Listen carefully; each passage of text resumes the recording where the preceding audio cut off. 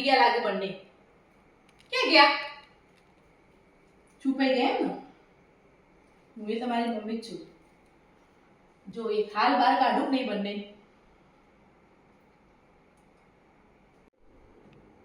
જયદીપ તમારે ચોકલેટ ખાવી બેટી? તો હું કાઢું. હે એક બાર આવી. મમ્મી ચોકલેટ ખાવી. ચોકલેટ ખાવી તો એક કામ કરીશ, મારી એક વાત માનીશ. હા. મીસુ ક્યાં છુપાયું બોલ? ક્યાં છુપાયું? ઓકે